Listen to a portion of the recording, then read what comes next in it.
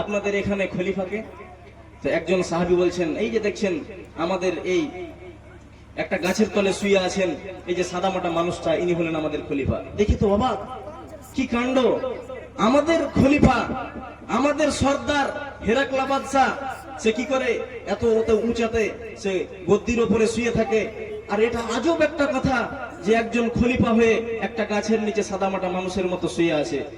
কবি নজরুল তিনি কি করছেন, কবিতা লিখছেন, হেরে পশ্চাতে চাহি তুমি চলিয়াছ রুদ্রদগ্ধ দুর্মরূপত বহি, জেরুজালেমের কেল্লা যেথায় আছে অবরোধ করি, বীর মুসলিম সেনাদল তব বহুদিন মাস ধরি, দুর্গের দ্বার খুলিবে তাহারা বলেছে শত্রু শেষে, ওমর যদি গো সন্ধিপত্রে স্বাক্ষর দেয় এসে, হায়রে ওয়াদেক দারার মালিক আমিরুল মুমিনিন, শুনেছে খবর একাকি উষ্টে চলেছে বিরামহীন, সাহারা পরায়ে ঝুলিতে দুখানা শুকনো খুব জরুটি, একটু মশুকে একটুকু পানি খুরমা দু তিন মুটি, প্রহারী বিহীন সম্রাট চলে একা পথে উঠে চড়ি, চলেছে মাত্র একটি ভিত্ত উষ্টে রশি ধরি, মরুর সূর্য ঊর্ধ্ব আকাশে আগুন বৃষ্টি করে, সে আগুন তাতে খাইসম ফুটে বালুকা মরুর পরে, কিছু দূর যেতে উঠ হতে নামিয়া কহিল ভিত্ত ভাই, পেরেশান বড় হয়েছ চলিয়া এইবার আমি যাই, উটের পিঠে তুমি অগ্রে গিয়ে উঠে বসো উঠে,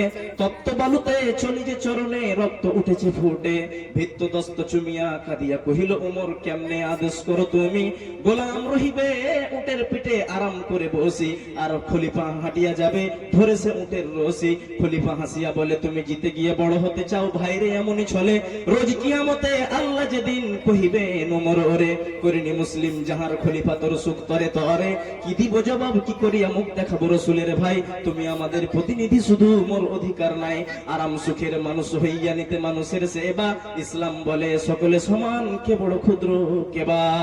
হযরত ওমর তিনি কি করছেন, নিজের ইকে নিজের যে চামটাচা রয়েছে হযরত আসলামা, ওনাকে বলছেন যে আসলামা তুমি যে যাচ্ছ এই এত মরুভূমিতে, আর তুমি শুধু উটের রশি ধরে হাঁটবে, আর আমি খলিফা বলে, আমি রাজা বলে, আমি এমএলএ এমপি বলে আমি কি করব, এই উটের উপরে চড়ে চড়ে চলবো, আর তুমি আমার কি গোলাম বলে তুমি এত তপ্ত বালুতে চলবে, এটা কখনো নয়, তুমি আমাকে আল্লাহর সামনে জবাবদিহি করিও না। তাহলে হযরত ওমর কেমন নেতা ছিলেন, কেমন নেতা ছিলেন? এইরকম নেতা হতে হবে, তাহলে হযরত উমরের মতন আপনার ফজিলত হবে, আর যদি ফেরাউনের মতন হয় তাহলে বরবাদ হয়ে যেতে হবে, তুলিসাত হয়ে যেতে হবে, নিস্ত নাবুদ হয়ে যেতে হবে। তাহলে আমরা যে পদকে নিয়ে, নিজের স্ট্যাটাসকে নিয়ে আমরা নিজের পদ পেয়ে যেতে গেলে যে অহংকারটা দেখাই, এটা কি ঠিক? বলেন আপনারা, এটা কি ঠিক? ঠিক নয়। এটা আল্লাহ তাআলা সাময়িক ভাবে আপনাকে দিয়েছেন, আমাকে কাল দিতে পারে, কেন?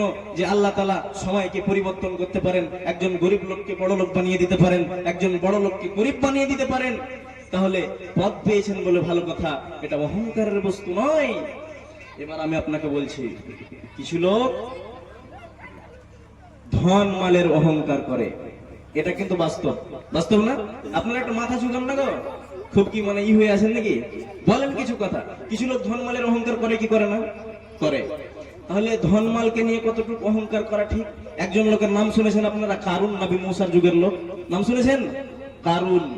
এই কারুনের কোনো ধন ছিল না, মাল ছিল না, এবং একটা বইয়ের ভিতরে আমি পড়েছি, সত্য মিথ্যা আমি যাচাই করে দেখিনি, বলতে পারছি না, ওনার স্ত্রী বলছেন যে এই কারণের ধনমাল না থাকার কারণে এই লোকটা যে গোসল করবে, একটা মানুষ তো গোসল করবে, তো গোসল করতে গেলে একটা তো তাকে কাপড় চেঞ্জ করতে হবে, তো দ্বিতীয় কোনো চেঞ্জ করার মতো তার কাছে কাপড় ছিল না। এই লোকটা কি করতো, যখন গোসল করতো একটা সমুদ্রে চলে যেত, একটা নদীতে চলে যেত, আর যাওয়ার পরে কিছুক্ষণ ডুবলো গিয়ে থাকতো, আর থাকার পরে যখন তার কাপড়টা শুকাতো তখন সে এসে কাপড়টা পরতো। এতটা গরিব ছিল। কিন্তু এই কারণকে কেউ বুদ্ধি দিল যে তুমি যাও নবী মুসার কাছে, নবী মুসা তোমাকে বরকত দোয়া দিবেন, তোমার ধন হবে, তোমার মাল হবে। হযরত মুসা আলাইহিস সালাম তিনি বরকত দোয়া দিলেন, এই লোকটার ধন হলো আর মাল হলো আর কত কিছু হলো। এবং সূরা কাসাসের ভিতরে এই লোকটার ঘটনা এসেছে যে একটা বলিষ্ঠ জওয়ানের জামাত শুধু আর চাবির যে খাজানার তার যে গোডাউন রয়েছিল, তার গোডাউনের চাবি ডুয়ে নিয়ে বেড়াতো। আর একটা বই, যেটা বই আমি বললাম, ওই বইটার ভিতরে 40 জনের কথা এসেছে। তাহলে যদি একটা লোকের 40টা বলিষ্ঠ জওয়ানের জামাত যদি খাজানার চাবি ধুয়ে নিয়ে বেড়ায়, তো আপনারা আন্দাজ করেন যে তার মাল কতটি ছিল। বুঝতে পারছেন? এতটি মাল হলো। নবী মুসা বললেন যাও তো এই কারণের কাছে যাও। কারণ তো একটা সময় গরিব ছিল, এখন অনেক ধনমাল হয়েছে। কারণকে গিয়ে বলো যে কিছু গরিবদের নামে, কিছু ফকিরদের নামে, কিছু দরিদ্র লোকদের নামে কিছু দেবে। গিয়ে বলা হলো, জোরে শাঁসানি দিয়ে বলছে, ওয়ামা উতিতু আলা ইলমি ইনদি। নবী মুসা বলে দিবে যে ধন দিয়ে দাও, আর তোমার ঘোড়া দিয়ে দাও, আর তোমার টাকা দিয়ে দাও, আর পয়সা দিয়ে দেয়, আমি দিয়ে দিব, এক দানা দিতে পারবো না। দিল না, না দিয়ে নবী মুসাকে অহংকার দেখাতে বের হলো, নিজের ঘোড়াকে আর খচ্চরকে সাজিয়ে, উটের উপরে পালং সাজিয়ে, খুরে রেশমের কাপড় লাগিয়ে বের হলো। আল্লাহ তাআলা কোরআনে কি বলছেন? ফাকাশাফনা বিহি ওয়া বিদারিহিল আরজ। আল্লাহ রাব্বুল আলামিন কি করলেন? এই কারণের ফল বস্বরূপ কি করলেন? এই কারণকে জমিনের নিচে ভরে দিলেন, এবং যেমন কারণকে এবং তার সাঙ্গপাঙ্গকে, তার ধমালকে, সবকিছুকে আল্লাহ রাব্বুল আলামিন নিস্তনাব দিলেন। বুখারী শরীফে এসেছে, ইন্নাহু ইউজালজিলু ফি বাতনিল আরজ ইলা ইয়াউমিল কিয়ামা। আল্লাহ রাব্বুল আলামিন এই কারণের অহংকারের ফল বস্বরূপ এই কারণকে কি করলেন? এই কারণকে মাটি ফাটিয়ে দিলেন, এবং ফাটার পরে মাটির ভিতরে ভরে দিলেন। এবং এই কারণ কতদিন মাটির ভিতরে ঢুকবে? ইলা ইয়াউমিল কিয়ামা, যতদিন যতদিন যতদিন কিয়ামত না হবে রে, ততদিন এই কারণ তার ফল বস্বরূপ কি করবে? জমিনের নিচে ঢুকেই যাবে, ঢুকেই যাবে। এবং ইসরাফিল আলাইহিস